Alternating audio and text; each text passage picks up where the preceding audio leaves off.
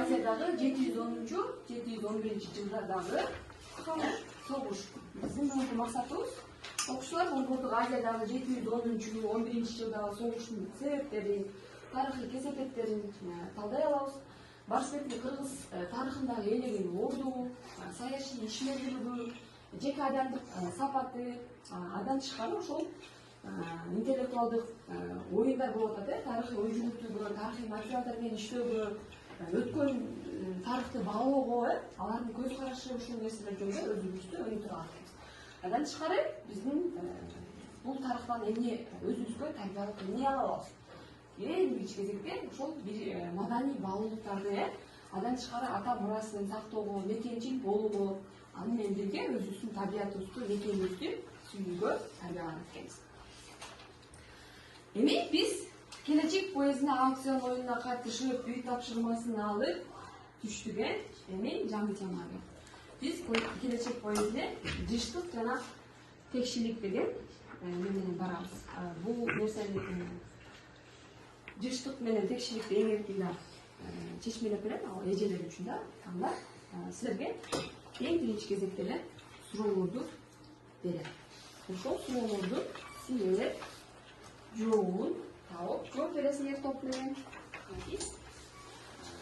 711 деген теманы ачабыз. Ошол тема боюнча биздер иштейбиз.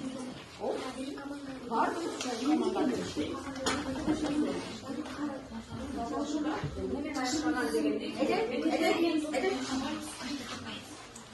анан мынакей регламент бар. Бул тапшырманы даярдаган үчүн 3 мүнөт бар. 3 мүнөт убактында бардык жоопторду тауып даяр болобуз. Бири-бириңиз силерге синип турбайбыз.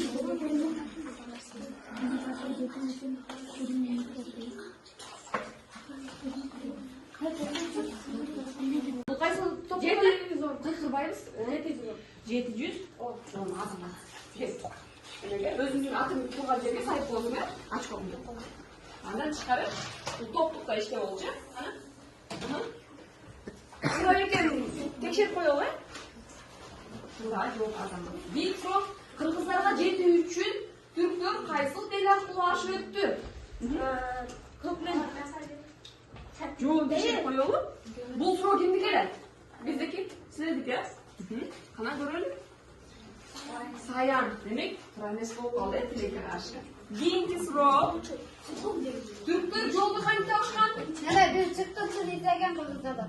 Азамат келип алыш. Бул силерге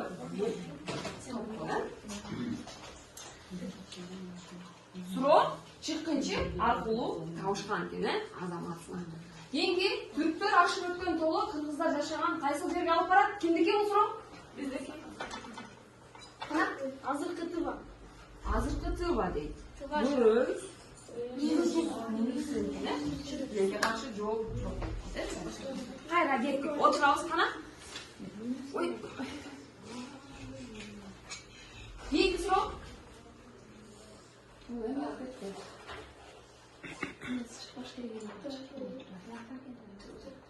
Так, түрктөр көчмөн ашысын канча күндө? 10 күндө. 10 күндө таап койгонбуз азаматына. Жоо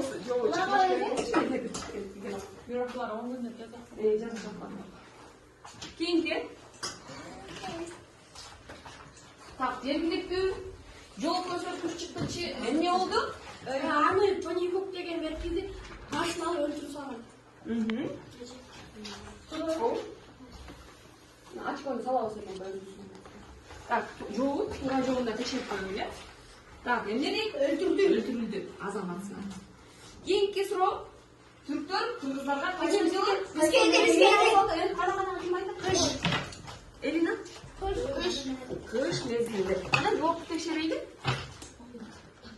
Туура азамат кыш мезгилинде. Кана?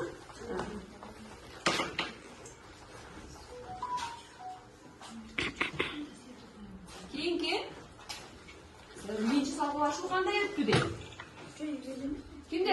Эжем. Кана? Биринчи салгылашуу бизде. Силерде? Кана? Биринчи салгылашуу бетме-бет. Бетме-бет салгылашуу. Жоопту текшеребиз, кана? Бул эмнеге? Кыргыздардын жеңилүүсү менен бүттү да. Жок, туура эмес болуп калды, э? Keyingi.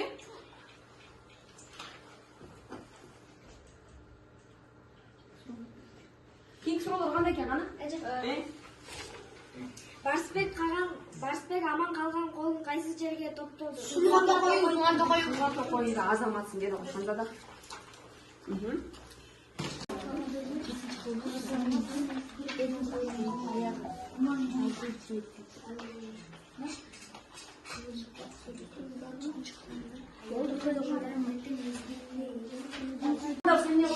Кыргыздарга жетүү үчүн түрктөр Саян тоосун ашып барыш керек эле.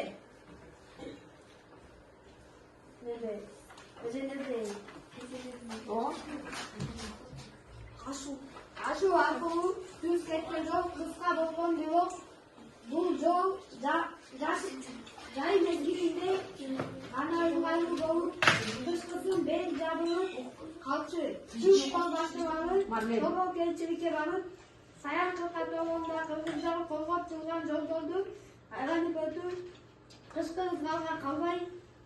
Кемчентой курулушунда биз ушул азыр жаңы темадагы тапшырмалар жасадык. Сөздөр жок бул жерде. Ошол сиздер Кемчентой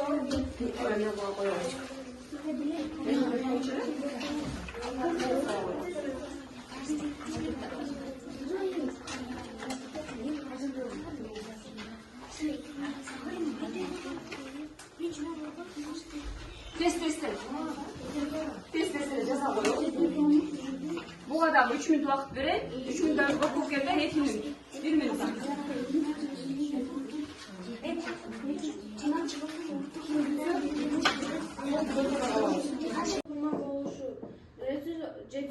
Жыл акыркы 711-жылы алгачкы күндөрү кыш чиледе түрктөрдү колу кыргыздарды көтүрбөгөн жерден каптап кирген. Түрк аскерлери кыргыздарга уйкуда жатканда кол салып, биринчи салгылашуу түн ичинде болгон. Капысынан кол салгандыктын негизи күчтөрү талкалоого үлгүргөн. Барсбек аман калган колун токойго азыркы тыйба тоону ашып өтүп албай, алар ошо тоодо башы жай мезгилинде ыңгайлуу болуп түшкөндө алар кышында мындай күтпөйт да ошо кышында ашып өтөйүн дегенде аларды жолду тосуп турат да Барсбектин балдары айланып өтүшөт да. Көз менен ашуу менен өтөт экен да. Саян көз менен ашуу.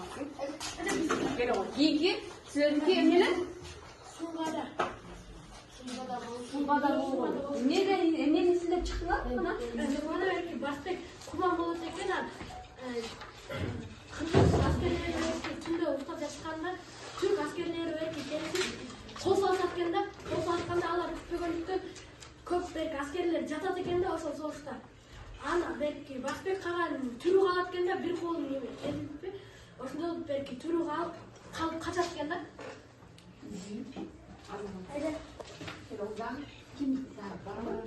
Ошо 711-жылдары согушка мындай кол салып чыккан да. Эми силер жыйынтыктаганда Барсбектин тарыхта элеген орду кандай болуп? Эмне? Ал Барсбек деме жана Модин шайны эле. Барсбек кыргыз тарыхында эче Азаматсың.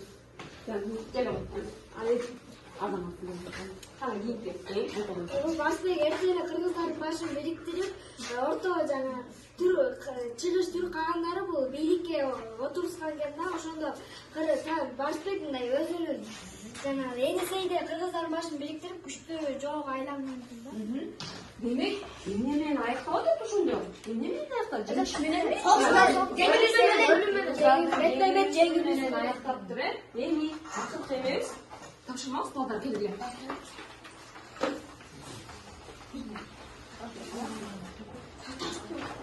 Капка издешнеси бар.